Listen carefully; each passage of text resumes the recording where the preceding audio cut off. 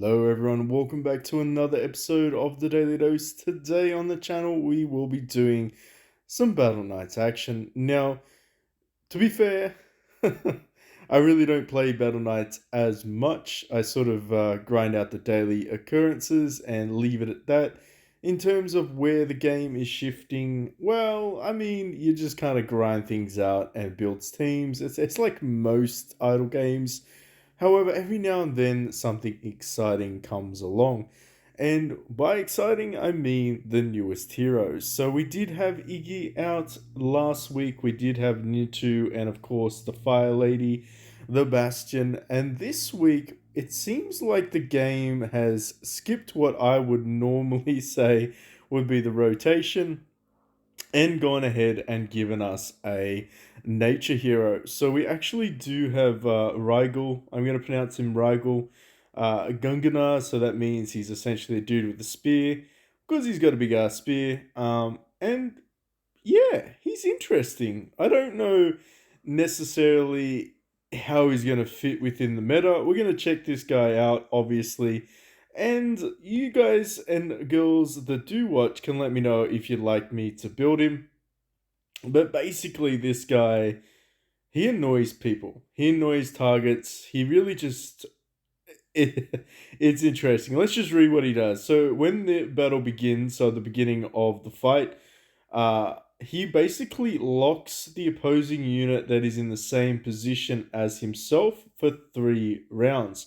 Now, both him and the other unit will become targets of all units from other sides. When locked, both sides will not be able to have damage immunity. So that's a big one. This kind of nullifies a few of the other heroes that are coming out with damage immunity. It's kind of like if you can kill a specific hero, i.e., like you know what the opponent's team's going to be, you could potentially use this guy in PvP to wreak havoc. Now, granted, that's not a guarantee that he's going to live or that you can kill the other team's members in time, but it is definitely a bit of a twist. Now, of course, if any of the you or the other hero dies first, then the lock gets removed. It is only good for 3 rounds, but it definitely helps if you say want to get rid of an annoying Vidar, you want to wipe out maybe a pole that's wreaking havoc to your team if you're early game. Could be any hero that you really don't like that you want to get eliminated ASAP. Now, I probably wouldn't recommend trying to fight against, say, a Raphael, because that would just be pointless if everyone's targeting him. He'd probably just heal himself, go damage immune, and be like, ha ha ha ha ha, while the rest of the other team basically does no damage to him. However, for things that I did say, like an annoying Vita you want to get rid of early game, well, Vita's pretty much going to be fucked. And I doubt that his skill marks will work against a targeted hero. But even if they do, realistically speaking, he's probably going to die. Now, in terms of what other skills this guy does, he is kind of an interesting one. He attacks the enemy unit in the same column as him, so that means 3, kind of like a spear thrust. He does basically. He's got this. I feel like it's a mark. It's got to be a mark, and it's inflict or infect damage. And what happens then is everyone that basically gets infected by this takes a percentage of Rhaegar's current max HP. So if like he's at full HP, then they took 2.5% against him. You'd almost want to build this guy tanky to see just how far you could, and that's for 3 rounds. So it's sort of like a bleed or a dot damage, but it's not classified as a bleed or a dot damage. So I don't know if that's actually going to be removed. Well, I mean, technically it is an infect mark. I'm not sure about that one. I would be curious to see as well whether or not it can be cleansed. If the target dot exceeds 4 layers, then this will cause an attack crease prohibition, so it's a debuff. This effect will disable the enemy from adding any attack buffs, etc.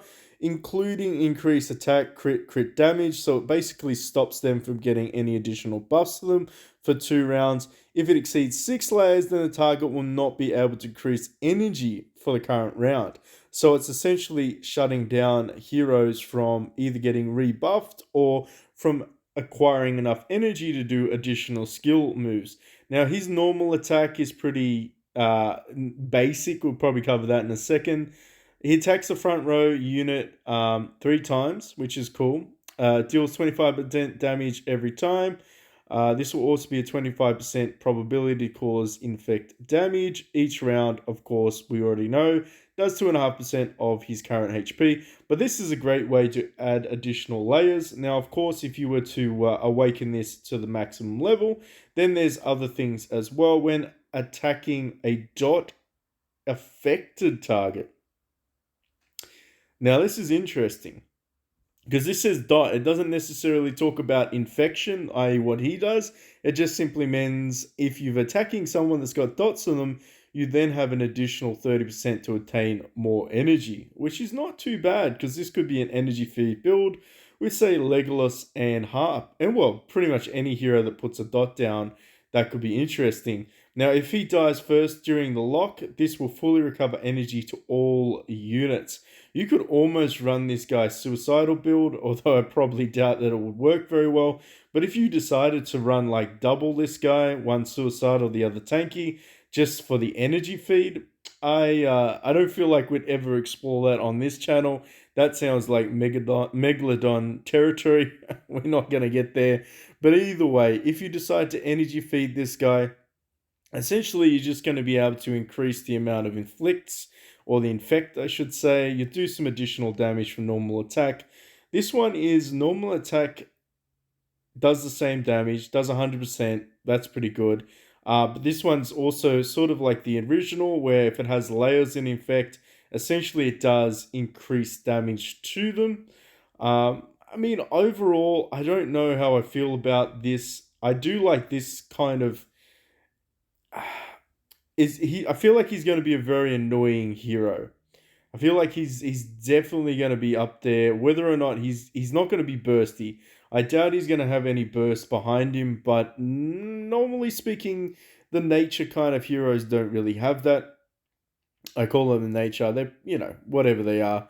They're not really up there for burst. But if Rhaegal dies during the lock, this will deal 500 damage to the hero that he's in combat with. So this is almost like suicidal build. I feel like you could seriously get this guy to almost be a cheesy team. Just so you do additional damage and everybody gets like energy when he dies. This reminds me of a meme team from Idle Heroes. If the opponent dies first, then of course he gets more HP back. And of course, if he dies, he does a whopping 500% damage to that target, potentially killing them. And if you sort of do the other feeding abilities, I mean, overall, I'd say there's some interesting things here. So if he dies, then you can feed the full team energy and do like a suicidal bombing attack on him, take him out that way. I don't know. Do you want me to build him? Is really the question that we have to ask the community. Now, in terms of everything else, pretty stock standard on the events. I honestly did not participate in the DOS rolling game event. It was so boring. I just couldn't bring myself to do it. Absolutely boring. Have no point that I feel like I was missing anything out by not participating. So we skipped that event. Let's go ahead and exchange. This is my favorite part of these the gear swaps events. Interestingly enough, Kratos is going to be the blue reward, so we'll cover that in a second. Kratos. I'm actually building a Kratos at the moment. I'm not sure particularly why I'm doing that, but I've decided to do it. Pretty stock standard. You get the you get food heroes, then you get basically, I feel like this is Raf's main food copy. What do you need now that I'm curious? What will you need in order to build you? So let's just check that out. I'm sure there's a quick way of doing it, but fuck it, we'll just go into not that one. We'll go into your gallery. Where are we? Where are we? And there you are. All right, so you just need 3 copies. Pretty stock standard. I feel like that's the majority of the newest heroes, is just 3 copies of them. And then, of course, you need some food copies as well. Ironically, I feel like we would be able to get enough V coins to do this. We're only at 71 at the moment, but the reality is we can spend some of the gems up there, re-roll a little bit, and get some additional perfect highs or just senior highs. We will be able to do a 80 loop so that we could grab the guaranteed copy. uh, I don't know if I want to build him though. You'll decide for me. Do you want me to build this guy and show him off? If not, that's absolutely fine. This is kind of an interesting thing here. Comp core chip bag. Open it and contain a core chip +1.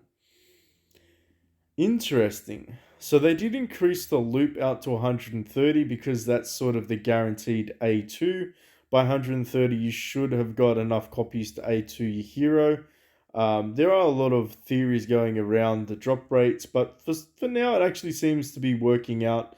Perfect ties, 80 perfect ties will get you a legendary guaranteed. Um, I should probably preface that and say 90 to be sure. But for me, I've noticed that around 80 has got me the guaranteed copies I need to make the legendary. Then you've got the void, but at 130, apparently you can get an A2 out of it.